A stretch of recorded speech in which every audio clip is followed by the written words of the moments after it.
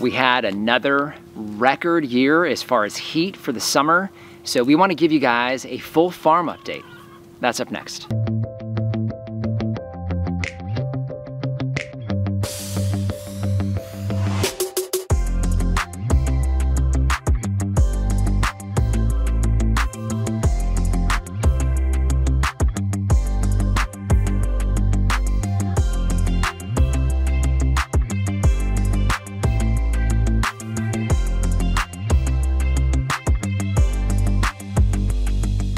Hello everyone, this is Dwayne with Edge of Nowhere Farm, and we're coming to you at the end of September in 2024. If you guys have been following us along, you know that we've been here on this property for going on 5 years now. In fact, 5 years ago in October, we moved into this space, and when we got here, there was nothing here. This year, we had over 100 days, over 100 degrees, which was a new record for us here in Arizona. And you know, when it comes to heat and the desert, breaking records is really not what you want to do. So we also, here at the end of September, we have record highs today, record highs yesterday, so the heat is not giving up. So we wanted to give you guys a shot of the farm really at its worst, when it's really been struggling the most. So what we're gonna do with you guys today is we're gonna give you a little bit of the good, a little bit of the bad, and probably a little bit of ugly.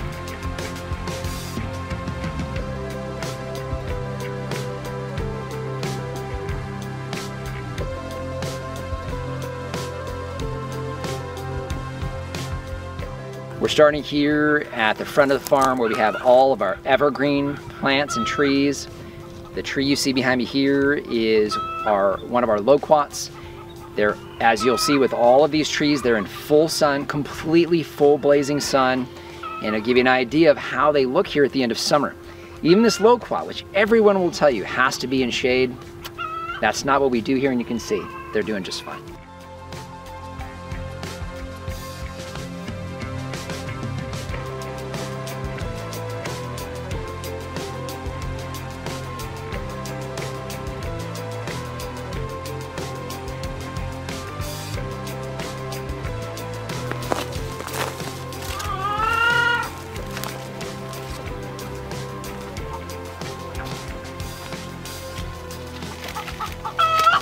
This is our Mouna Banana. We've had this on the farm for a couple of years now. You can see it's really struggling here at the end of summer. A lot of dead leaves that we'll pull off or cut off here and put down as mulch. But you can see we've got some brand new, beautiful growth coming out of this. We fertilized this nice and heavy with some higher nitrogen that's really helping out, I think, a lot. And the pups are doing great. So the mother plant here and the pups are almost as tall. I definitely think having the sweet potatoes on the ground is definitely making a difference, because as warm as it is out here now, it's nice and cool here at my feet.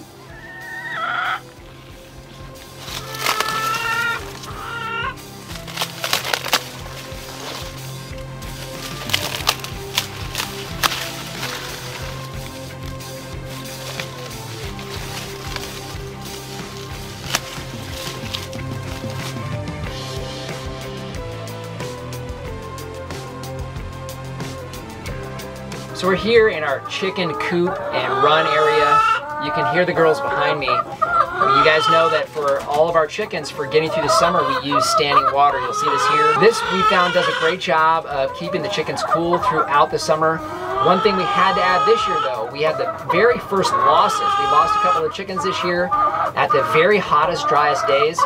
So we added additional water in here, and we're also spraying this down when it's up in the 110 to 115 range, and we've had no issues.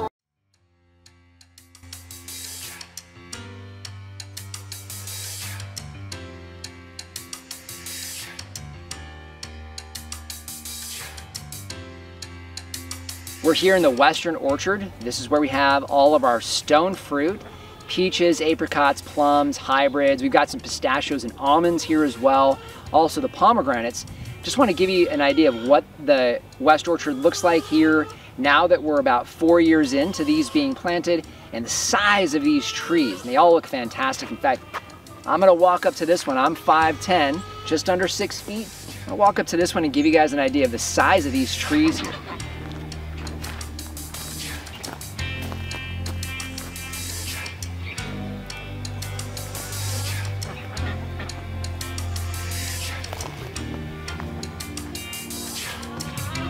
We talked a little bit about the ugly. You can see some of the ugly behind us here. Now we've lost one branch, which can be a sign of a few different things. We've got some new growth that's coming out, which is great, but this tree was pruned a little bit too open, was getting a little bit too much sun in the middle of the tree. We think that may be part of what's causing this, especially since we're seeing such strong new growth here heading into our fall flush. Either way, any additional stress on the tree, just like we had this year, not good on some of these trees.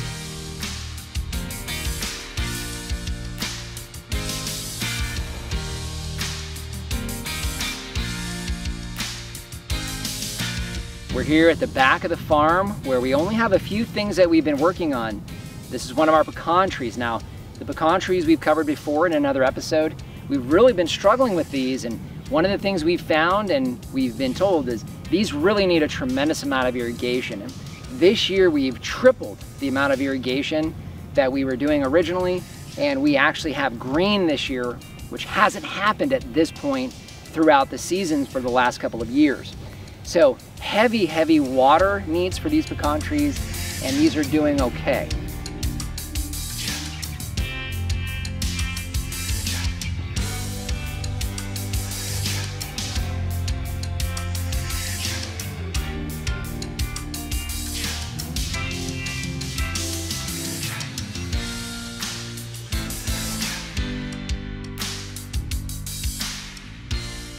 We're here in the Vineyard Garden, which is just off the house. This is where we have our annual veggies and all of our grapevines. This year we've struggled a bit with the grapevines. Now all of them have some sun damage. You can see that here behind me. We did a little bit more pruning this year, and I think we'll back off on that just a little bit here during the summertime, not the wintertime.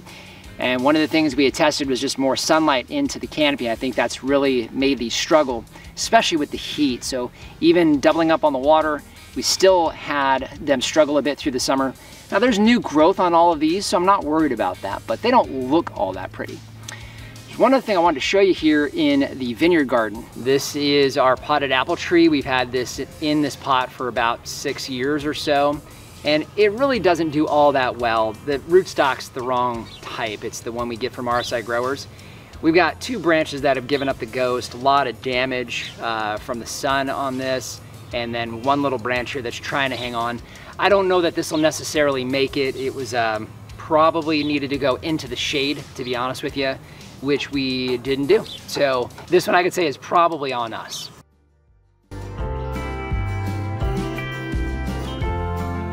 We're in our nursery. You guys know we started this, I believe it was in June. And obviously summertime, new starts like this, they all stunted. So not much in the way of growth really at all over the summer. So we're definitely gonna delay when we have these available for everyone. We wanna make sure that they bounce back here in the fall and get some nice growth on them and they're bigger trees. But it's very encouraging because they essentially all have brand new, beautiful growth. So didn't lose a single one over the summer, just didn't get a lot of growth.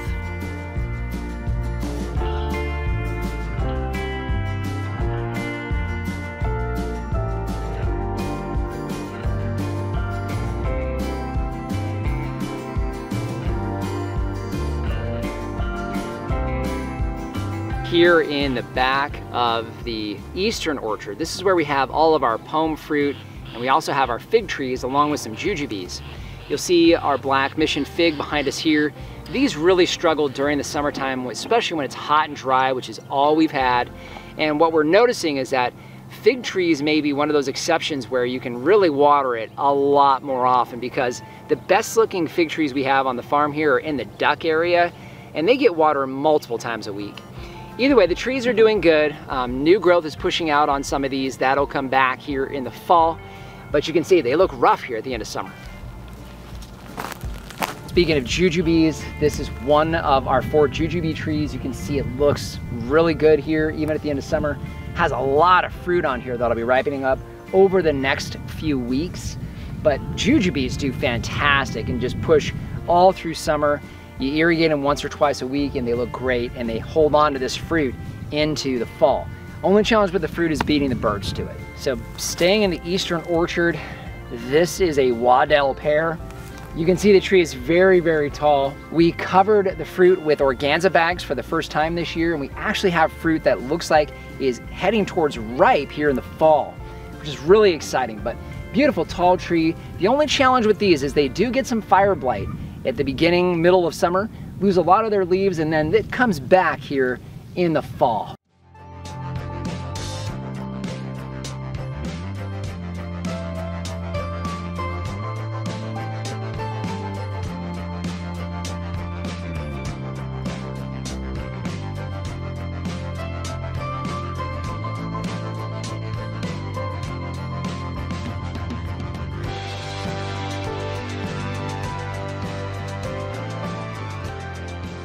Here at the front of the farm, in front of the eastern orchard, you can see the blackberries behind me here. They're doing great, coming back like they do in the fall.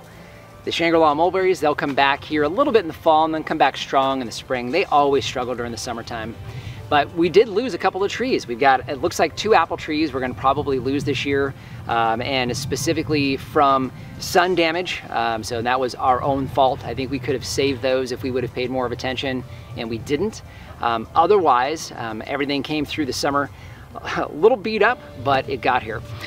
One more thing I wanted to do, we've had some requests as far as getting an idea of the scale of the farm. Shot some drone footage for you today that's going to actually show you the entire perimeter of the farm, just following the fence line all the way around so you can peek and see what that looks like.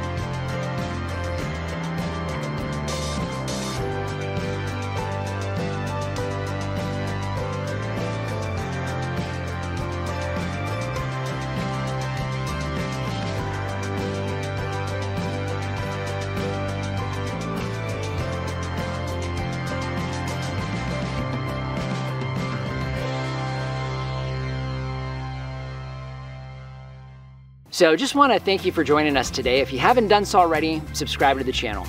We cover a lot of things here on this newly established functioning farm in the Arizona desert and would love to see you on a regular basis. If you have any questions or comments, those go in the comment section down below. And our Amazon shop, I'll leave a link down in the description. That's a free, painless way to help support the channel. If you start with the link down below, it doesn't matter what you buy, you help to support us here. So just want to thank you for joining us today and remind you, if we can farm on the edge of nowhere, so can you.